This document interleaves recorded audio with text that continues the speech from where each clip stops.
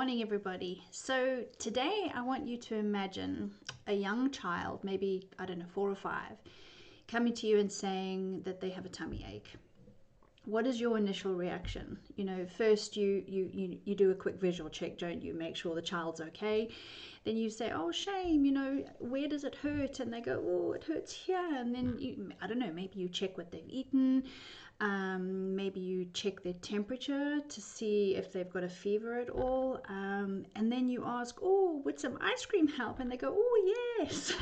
And they eat the ice cream and you think, okay, well, there's obviously nothing serious. You keep an eye on them and everything's fine.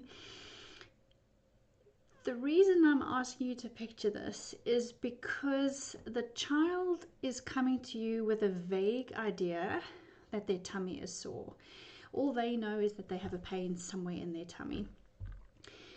And it's the same with animals. I get some requests from people saying that the animal has been experiencing some sort of medical issue, and can I check in with the animal and find out what's going on? Whilst I'm not saying that this doesn't always work, it can work, but not always. So just much like a child isn't going to come to you and say, oh, I'm having a bit of liver pain and I think it's because, you know, I overdid the orange juice yesterday. Is there any chance you could give me a good glug of water so that I could rinse it out?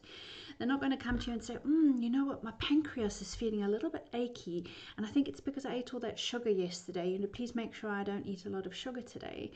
Or, gosh, you know, my hamstrings are really, really sore and I think it's from all that jogging I did yesterday. An animal is aware of where it's feeling uncomfortable, but it's not going to know whether it's its pancreas, its spleen, its intestine.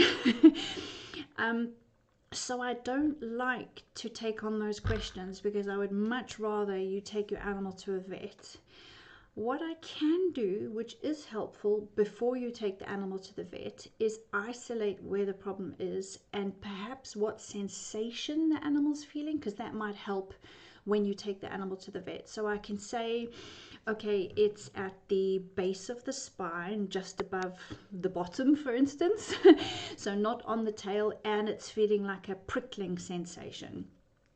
Or there's a tight feeling in the chest area. Or there's a burning sensation coming from the area around its right hip. So all of those things, we're not saying that the animal has a hip issue. We're not saying that the animal has a bad heart. We're not saying that the animal has, I don't know, prickling sensation around the bottom. Who knows what that could be? All manner of things. But it might, excuse me, it might help when you take the animal to the vet to explain the area or the sensation that the animal's experiencing. But it's not an exact science, and much like a child will only be able to say, I have a tummy ache, an animal might only be able to say that they have a dull sensation or a dull ache, and it's much, much, much more reliable and quicker, please, to take your animals to the vet.